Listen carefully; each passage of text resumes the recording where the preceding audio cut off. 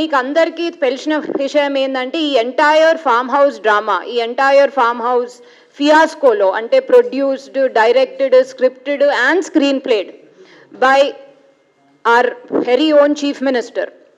ఈ entire farm house drama తర్వాత అంటే మీకు అందరికీ కూడా తెలిసిన విషయం ఏంటంటే వాళ్ళ ఫామ్ హౌస్లో టీఆర్ఎస్ పార్టీ ఎమ్మెల్యేలు వాళ్ళ ఫామ్ హౌస్లోనే వాళ్ళే కూర్చొని వాళ్ళే ఇంకో ముగ్గురు ఇతరులని పిలిచి వాళ్ళను పోలీస్కి అప్పచెప్పి, అది కూడా మామూలుగా కాదు, ఎంట్రాప్మెంట్ రూపంగా డ్రమాటిక్గా, ఏదో 11:30కు రోహిత్ రెడ్డి అనే ఎమ్మెల్యే, చాలా నిక్కచ్చు గల ఎమ్మెల్యే ఆయన, ఈ ఎమ్మెల్యే పోయి కంప్లైంట్ ఇస్తాడు. ఏంది, నన్ను భారతీయ జనతా పార్టీ వాళ్ళు కొనడానికి ట్రై చేస్తున్నారు, కొనుగోలు వ్యవహారం అని చెప్పేసి, అది కూడా ఒక్కొక్క ఎమ్మెల్యేకి 100 కోట్లు 400 కోట్లు అని చెప్పేసి ఇంత.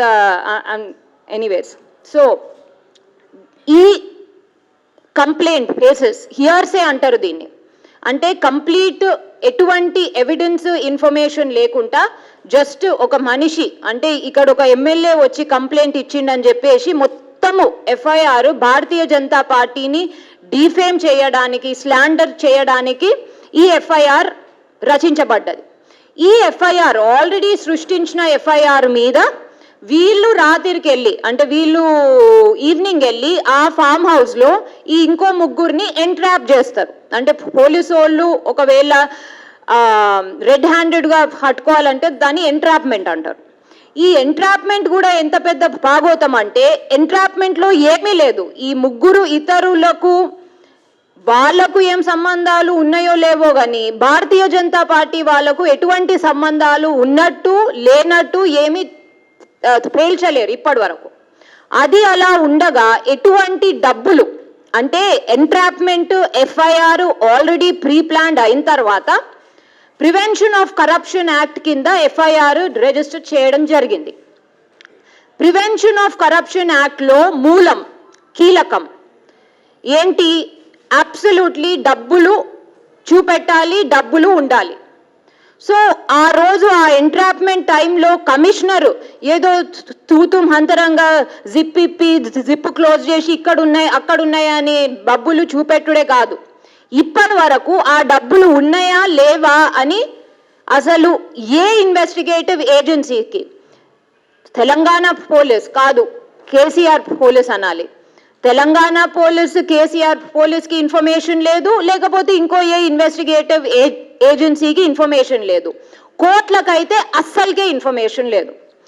అందుకని భారతీయ జనతా పార్టీకి ఎటువంటి ఈ ఎఫ్ఐఆర్ దీంతో ఎటువంటి ప్రాబ్లం లేదు. ఆ ప్రాబ్లం లేకుండా కావల్చుకొని, అంటే వాళ్ళే ఒక డ్రామా ఆడి వాళ్ళే ఒక డ్రామా క్రియేట్ చేసి కావల్చుకొని భారతీయ జనతా పార్టీ పేరు ప్రతిష్టలను ఆ ఎఫ్ఐఆర్లోకి లాగారు. కాబట్టి మేము న్యాయస్థానానికి వెళ్ళడం జరిగింది. ఈ అసలు మీకు అవసరం ఏంటి, మీరు కాదు కదా, మీకు ఈ పేర్లు లేవు కదా అంటే మొత్తము జడ్జి గారే, అంటే భారతీయ జనతా పార్టీ వేసిన రిట్ పిటిషన్లో సెంట్రల్ బ్యూరో ఆఫ్ ఇన్వెస్టిగేషన్ దీన్ని అబ్సల్యూట్లీ చేపట్టాలి, లేకపోతే మనము Bharatiya Janata Party absolutely sure ఉంది, నిక్కచ్చు గల వాళ్ళము కాబట్టి మేము సెంట్రల్ బ్యూరో ఆఫ్ ఇన్వెస్టిగేషన్ ఒక ఇండిపెండెంట్ ఇన్వెస్టిగేటివ్ ఏజెన్సీ కాబట్టి వాళ్లకు అప్పగించమని కోరుతున్నాము. లేకపోతే ఒక ఇండిపెండెంట్ సిట్టింగ్ జడ్జ్తో కూడిన ధర్మాసనం, an independent sit or an independent judicial inquiry has to be conducted అని చెప్పేసి మేము కోరడం జరిగింది. అయితే ఈ కేసు మీద భారతీయ జనతా పార్టీ వాళ్ళ స్టాండ్ ఏంటి, ఇదేంటి అదేంటి అని అడిగిన కేసీఆర్ ప్రభుత్వమే జడ్జి గారు క్లియర్గా పేర్కొన్నారు, మీరు సరే ఈ కంప్లైనెంట్ ఉన్నారు, ఈ కంప్లైనెంట్ ఈ ముగ్గురు అక్యూజ్డ్ ఉన్నారు, కానీ కథ మొత్తము స్క్రీన్ ప్లే దర్శకత్వం మొత్తము తిరిగేది భారతీయ జనతా పార్టీ చుట్టే. కేసు మొత్తము మీరు వేస్తున్న నిందలు, అలిగేషన్స్, అపనిందలు మొత్తము భారతీయ జనతా పార్టీ మీదనే ఉన్నది. కాబట్టి దీనికి ప్రాపర్ దర్యాప్తు అవసరం. ఇప్పుడు ఇన్వెస్టిగేషన్ బేసిక్ స్టేజ్లో, ఇనిషియల్ స్టేజ్లో ఉన్నది కాబట్టి only because the investigation is in the very initial nascent stages, ఇన్వెస్టిగేషన్ని మేము కొనసాగించనిస్తున్నాం ఇప్పుడు.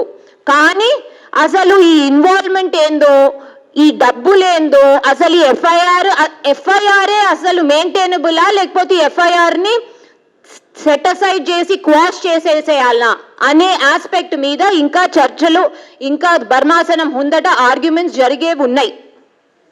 అయితే ఇక్కడ గమ్మత్తు విషయం ఏంటంటే, మా మీద మేము సెంట్రల్ బ్యూరో ఆఫ్ ఇన్వెస్టిగేషన్ ఎట్లా నమ్ముతాము, వీళ్ళు ఈడీని, సెంట్రల్ బ్యూరో ఆఫ్ ఇన్వెస్టిగేషన్ని, ఇంకో ఇన్వెస్టిగేటివ్ ఏజెన్సీస్ని ఇష్టం వచ్చినట్టు వాడుకుంటుండ్రు, నాకు దిగ్భ్రాంతి కలుగుతుంది, లేకపోతే నాకు ఏదో బాధ అయిపోయింది, ఇదైపోయింది, అదైపోయింది అని మొన్న ప్రెస్ మీట్ ఇచ్చిండు కదా.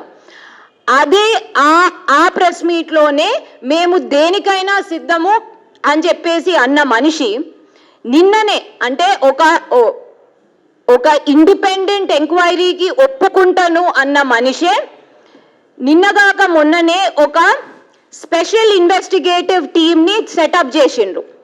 ఆ స్పెషల్ ఇన్వెస్టిగేటివ్ టీమ్ కూడా మొత్తము కేసీఆర్ పోలీసే. Telangana police only will head that special investigative team. Independent investigative team, independent ఎంక్వైరీకి మేము సిద్ధమే అన్న అతను special other than the CBI. ఎందుకంటే అపారెంట్లీ సిబిఐ ఇంకా ఈడీ సెంట్రల్ గవర్నమెంట్ చెప్పినట్టు వింటారని చెప్పేసి ఏ స్పెషల్ ఇన్వెస్టిగేటివ్ టీమ్ అయినా పర్వాలేదు అనేటైనా GOMS 63 ద్వారా ఒక స్పెషల్ ఇన్వెస్టిగేషన్ టీమ్ని in this letter read above informed that Sri Pilot Rohit Reddy, member of Legislative Assembly Tandur, gave a written complaint to SHO Moinabad against certain persons. On receipt of the above complaint, a case in so and so under sections 120B, 171B, read with 171E, 506 and 34 of IPC and Section 8 of Prevention of Corruption Act 1988 was registered in PS Moinabad. The Director General of Police Telangana Hyderabad has further informed that since the case is sensitive, high profile and sensational in nature, as it involves investigation in multiple dimensions, which requires thorough scientific and evidence-based investigation in an elaborate manner, it requires officers with experience and requisite expertise with specific skill sets to carry out the investigation. The Director General of Police Telangana Hyderabad has therefore requested the government to constitute a special investigation team in public interest to carry out proper investigation in an expeditious manner. Aithe, after careful examination, ee SIT team lo evaru unnaru. The Director General of Police has hereby constituted a special investigative team headed by Sri C.V. Anand IPS, Commissioner of Police Hyderabad City, with the following members: Srimati Rema Rajeshwari, Sri Kamlesh Chingenawar, Sri R. Jagdishwar Reddy, Sri N. Venkateshwarlu, Sri B. Gangadhar ACP, Sri Lakshmi Reddy SHO. వీళ్ళందరూ మొయినాబాద్ పిఎస్కి సంబంధించిన వాళ్ళు and Shamshabad and Narayanpet ఏరియాకి సంబంధించిన వాళ్ళు. So ఇక్కడ భారతి అంటే ఏ ఇన్వెస్టిగేషన్కైనా ready. భారత రాజ్యాంగం, భారత ప్రభుత్వం, భారతదేశం ఏమవుతుందో చాలా బాధాకరంగా భయంగా ఉన్నదనే మనిషి ఈ స్పెషల్ ఇన్వెస్టిగేటివ్ టీం ఎందుకు కాన్స్టిట్యూట్ చేసినట్టు? ఎందుకంటే కేసు కోర్టులో ఉన్నది. స్పెషల్ ఇన్వెస్టిగేటివ్ టీం కాన్స్టిట్యూట్ చేయాలా, ఇంకోటి ఏదైనా కాన్స్టిట్యూట్ చేయాలా, లేకపోతే తెలంగాణ పోలీస్ చేతిలో ఉంచాలా వద్దా అనేది డిసైడ్ కాకముందు ఒక స్పెషల్ ఇన్వెస్టిగేటివ్ టీంని తూతు మంత్రంగా సెటప్ చేయడం జరిగింది. ఆ స్పెషల్ ఇన్వెస్టిగేటివ్ టీం అంటే ఇప్పుడు అక్కడ ఎవరూ లేరు. అందరూ పాత్రధారులు, నాటకం మొత్తము వాళ్ళ చుట్టే తిరుగుతుంది. భారతీయ జనతా పార్టీ పేరు నామమాత్రానికి అక్కడ ఉండడము, వీళ్ళతోని వాళ్ళతోని ఫోన్లో డిస్కషన్ అయ్యి ఈయన పెద్ద దిగ్భ్రాంతి చెందిపోవడం తప్ప అక్కడ ఏమీ లేదు. సో డబ్బులు వీళ్ళు ఎప్పుడు చూపెడుతున్నారు, డబ్బులు ఎక్కడ ఉన్నాయి?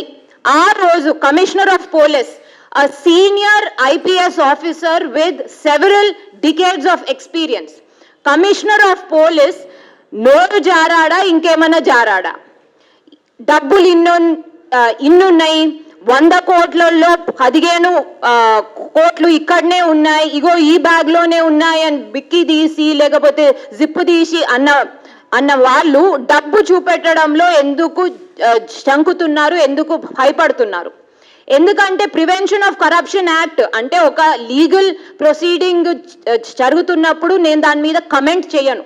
But in ordinary circumstances prevention of corruption యాక్ట్ని ఇన్వోక్ చేసినప్పుడు మీరు డబ్బులు లేకపోతే ప్రలోభ పెట్టిన మీడియం అంటే డబ్బులే కాదు, ఇంకోటి ఏదైనా క్విడ్ ప్రోకో రూపంలో కూడా ఉండొచ్చు. ఆ మీడియం మాధ్యంని మీరు చూపెట్టని వాళ్ళు ఇన్ని రోజులు మీరు భారతీయ జనతా పార్టీ మీద డెఫమేషన్, స్లాండర్ చేయడానికి మీకు హక్కు ఎవరిచ్చారు? ఇటువంటి సిట్లే, ఇటువంటి స్పెషల్ ఇన్వెస్టిగేటివ్ టీమ్సే నయీం కేసులో, డ్రగ్స్ కేసులో, ఇంకోటి మియాపూర్ హ్యాండ్ స్కామ్ కేసులో అన్నిట్లో ఈ సిట్లే ఉన్నాయి. అయితే డ్రగ్స్ కేసులో ఏం జరిగిందో మీకు అందరికీ తెలుసు.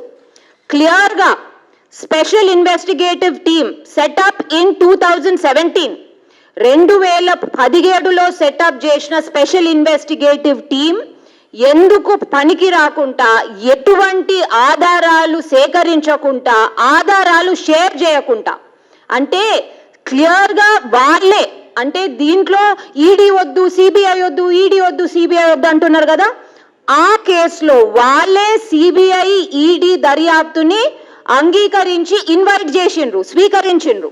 కానీ అయినా కానీ స్పెషల్ ఇన్వెస్టిగేటివ్ టీం చాలా మంది పెద్ద మనుషులను తప్పించాలని చెప్పేసి ఎటువంటి ఇన్వెస్టిగేషన్ చేయకుండా, లేదా ఇన్వెస్టిగేషన్ చేసి ఆధారాలను, especially phone records and digital రికార్డ్స్ని డిస్ట్రాయ్ చేసి ఎన్ఫోర్స్మెంట్ డైరెక్టరేట్కి ఇవ్వకుండా చేసింది. అదే ఎన్ఫోర్స్మెంట్ డైరెక్టరేట్ ధర్మాసనంలో through by an order of the court క్లియర్గా ఎన్ఫోర్స్మెంట్ డైరెక్టరే వచ్చి సాక్షాత్తు కోర్టులో చెప్పారు, మేము వీళ్ళను 2 ఏళ్ల నుంచి ఆధారాల కోసం అడుగుతున్నాము. 2017 కాల్ రికార్డ్స్ ఇప్పుడు 2021లో సేకరించడం కష్టం కాబట్టి మాకు అన్ని కాల్ రికార్డ్స్ కావాలి, అన్ని ఫోన్ల నుంచి అని చెప్పేసి అడుగుతున్నాము. Digital evidence and proof of intoxication అడుగుతున్నాము. డ్రగ్ యూజ్ అండ్ శాంపుల్స్ అడుగుతున్నాము. వీళ్ళేది ఇవ్వడం లేదు అని అన్నప్పుడు సాక్షాత్తు ధర్మాసనమే వాళ్ళని తిట్టి ఒక స్పెషల్, ఈ సో కాల్డ్ రాష్ట్రంలో కాన్స్టిట్యూట్ అయిన స్పెషల్ ఇన్వెస్టిగేషన్ టీంని తిట్టి మొత్తము ఆధారాలు మీరు 15 రోజుల్లో ఎన్ఫోర్స్మెంట్ డైరెక్టరేట్కి ఇవ్వకపోతే you will be liable for contempt of court అని అన్నది. ఇటువంటి వాళ్ళు మళ్ళోసారి ఇంకో సిట్ని ఎందుకు పేవడం జరిగింది? ఎందుకంటే మునుగోడు ఎన్నికలు అయిపోయాయి. ఇప్పుడు ఈ ఇన్వెస్టిగేషన్ని నీరు కార్చేసేయాలి. ఎందుకంటే డబ్బులు చూపెడితే ఈడీ మీరు వద్దన్నా రావాలన్నా మీకు కష్టమైనా నష్టమైనా ఈడీ తప్పకుండా ఎంటర్ అవుతుంది. వీళ్ళకు డబ్బు చూపెట్టకపోతే ఈ కేసు అతకదు. తెలంగాణ రాష్ట్ర సమితి లేకపోతే బీఆర్ఎస్ లేకపోతే రేపు అందరు కలిసి వీఆర్ఎస్ఏ ఇచ్చేస్తారు. తెలంగాణ రాష్ట్ర సమితి right now is in a catch-22 situation. ఏంటంటే డబ్బులు చూపెడితే వాళ్ళ డబ్బులో, ఇంకా మేము బాజాబ్తా అంటున్నాం, మీరు డబ్బులు చూపెట్టండి, ఎక్కడి నుంచి వచ్చినాయో చూపెట్టండి, what is the source of your money చూపెట్టండి, బ్యాంక్ అకౌంట్లు ఎక్కడి నుంచి వచ్చినాయో చూపెట్టండి అని. డబ్బులు చూపెడితే ఈడీ మీకు కష్టమైనా నష్టమైనా ఎంటర్ అవుతుంది. మీకు అది వద్దు. డబ్బులు చూపెట్టకపోతే ఏ కేసు 171B అండ్ 171E మామూలు కేసులు అవి 7 ఏళ్ల కన్నా చాలా తక్కువ. పీసీ యాక్ట్ డబ్బులు లేవు అతకనే అతకదు. సో ఇప్పుడు మీరు they are in catch 22 situation, ocean and high water అన్నట్టు ఉన్నారు వాళ్ళు. సో అందుకోసమని ఇప్పుడు ఈ సిట్ని మీరు ఇక్కడ కాన్స్టిట్యూట్ చేసిండ్రు. వీళ్ళ ప్రణాళిక ఏంది, వీళ్ళ టైం ఫ్రేమ్ ఏంటి, టైం ఫ్రేమ్ కూడా ఏమి ఫిక్స్ చేయలేరు. సో ఈ ఇంత సెన్సేషనల్ నేచర్ అన్న వాళ్ళు, అంటే మీరే రాసుకున్నారు కదా GOMS 63లా, సెన్సేషనల్ నేచర్ అన్న వాళ్ళు ఈ టైం ఫ్రేమ్ ఏంటి, ఎప్పటి లోపల దీన్ని కంప్లీట్ చేస్తారు, ఎప్పటి లోపల కంప్లీట్ చేసి మీరు ధర్మాసనానికి ఈ సిట్ రిజల్ట్ ఎప్పటి లోపల ఇవ్వబోతున్నారు. ఎందుకంటే ఇక్కడ సిట్ కాన్స్టిట్యూషన్ మొన్న హఠాత్తుగా ఆగస్ట్ 31 రోజు GOMS 51 pursuant to which nobody is allowed, ante no central government agency, especially the Central Bureau of Investigation, cannot be allowed into the state. ఇప్పుడు మీరు కవిత గారి కోసం తెచ్చిన ఈ జియో ఢిల్లీ లిక్కర్ స్కాము లేకపోతే ఇంకెన్ని స్కాములు ఉన్నాయో అక్కడ ఇన్వెస్టిగేట్ చేయడానికి, లేకపోతే ఢిల్లీ లిక్కర్ స్కామ్ ద్వారా ఇంకా ఎన్ని రిజల్టెంట్ స్కామ్స్ వస్తాయో, సో మీరు కవిత గారి ఇన్వెస్టిగేషన్ని అడ్డుకోవడానికి తెచ్చిన జియోనే ఇక్కడ మీరు వాడుకుంటున్నారు. కానీ ఆ జియోనే ఇప్పటి వరకు ధర్మాసనం తేల్చి చెప్పలేదు ఈ జియో ఇక్కడ పనికి రాదు అని చెప్పేసి. ఎందుకంటే మీరు అన్నట్టు sensational nature and national ramifications ఉన్నాయి కాబట్టి, right up to Delhi and Rajasthan. So what is the entire purpose of the special investigative team? ఇప్పుడు మీకు మీరు ఆ నలుగురిని చూస్తేనైతే I'm reminded of those, 4 monkeys లేవు కానీ I'm reminded of those 3 monkeys. ఈ నిక్కచ్చు గల ఎమ్మెల్యేలను మీరు పక్క కూర్చోబెట్టుకొని వీళ్ళు ఎంత పుణ్యాత్ములు ధర్మాత్ములు అన్నట్టు మీరు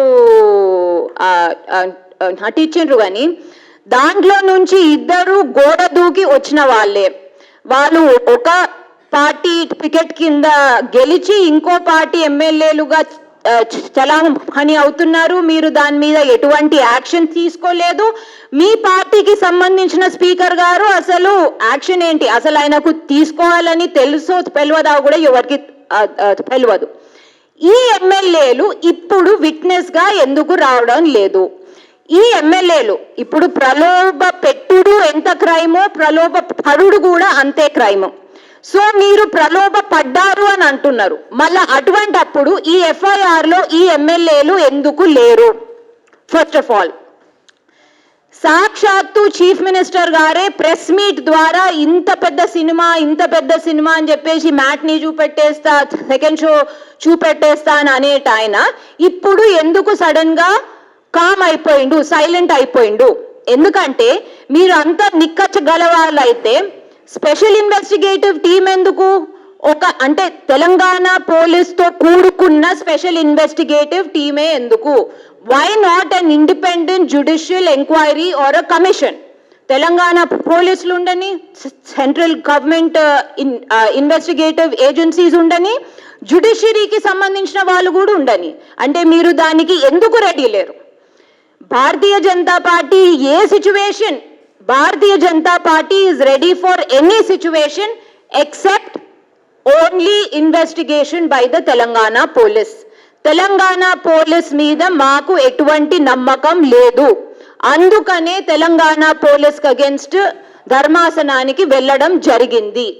మీరు అంత నిక్కచ్చ కలవారుంటే అండ్ చీఫ్ మినిస్టర్ గారు ఎన్నో నిజాలు ఉన్నాయి, ఎన్నో ఎవిడెన్సెస్ ఉన్నాయి, ఎన్నో విట్నెసెస్ ఆధారాలు ఉన్నాయి, దీంతో పాటు digital, electronic and recorded evidence ఉన్నాయని అనేట ఆయన ఈ కేసులో చీఫ్ మినిస్టర్ గారు ఇంకా హోమ్ మినిస్టర్ గారు విట్నెసెస్ గా ఎందుకు లేరు?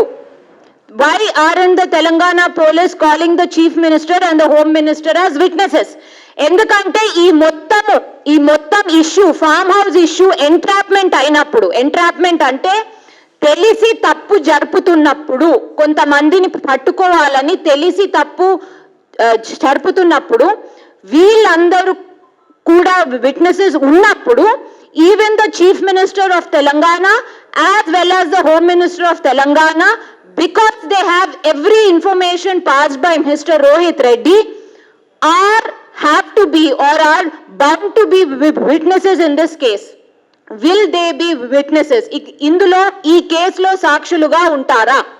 అది వాళ్ళు చెప్పాలి. ఎందుకంటే భారతీయ జనతా పార్టీ మీద అబాండాలే ఏచుడో, లేకపోతే వాళ్ళను డిఫెన్స్ లో పెట్టుడో, లేకపోతే మాకు సంజాయిషి చెప్పుకునేలాగా చేసుడో, it's irrespective of it. Special investigative team ఎందుకు తీసుకొచ్చారో మీరు చెప్పాలి. ఎందుకంటే కోర్టులో కేసు ఇంకా ఉన్నది. నెక్స్ట్ వీక్ రిట్ అపీల్లో ఆర్గ్యుమెంట్స్ కి వస్తున్నది. జడ్జి గారు సిట్ కాన్స్టిట్యూట్ చేయాలా, లేకపోతే తెలంగాణ పోలీస్ కంటిన్యూ కావాలా కావద్దా అని ఎటువంటి ఆర్డర్ ఇవ్వలేదు. సో ఇప్పుడు స్పెషల్ ఇన్వెస్టిగేటివ్ టీం ఎందుకు వచ్చింది? స్పెషల్ ఇన్వెస్టిగేటివ్ టీం కాక ఒక ఇండిపెండెంట్ జ్యుడిషియల్ ఎంక్వైరీకి మీరెందుకు రెడీ లేరు? అది మీరు చెప్పాలి. మోస్ట్ ఇంపార్టెంట్లీ ఎన్ఫోర్స్మెంట్ డైరెక్టరేట్ వస్తుందని భయంతోనే మీరు డబ్బులు చూపెట్టడం లేదా? అది మీరు ఆన్సర్ చేయాలి. మోడీ గారు వస్తున్నప్పుడు ఇక్కడో ప్రశ్న అక్కడో ప్రశ్న పనికిరాని ప్రశ్నలు ఇచ్చుడు కాదు. మీరు ఈ ఎంటైర్ ఫామ్ హౌస్ డ్రామాని ఇంకెంత డ్రామాటిక్ చేయబోతున్నారు, లేకపోతే ఈ ఎంటైర్ ఫామ్ హౌస్ డ్రామాని ఇంకెక్కడికి తీసుకువెళ్ళబోతున్నారో అది మీరు చెప్పాలి.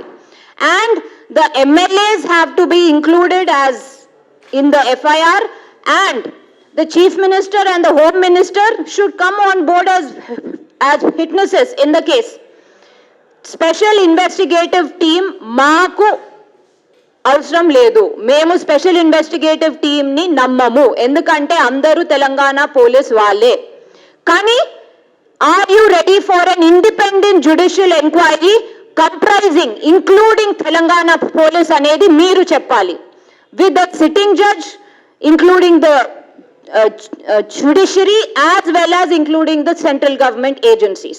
An independent, completely separate, unbiased, independent judicial commission or inquiry.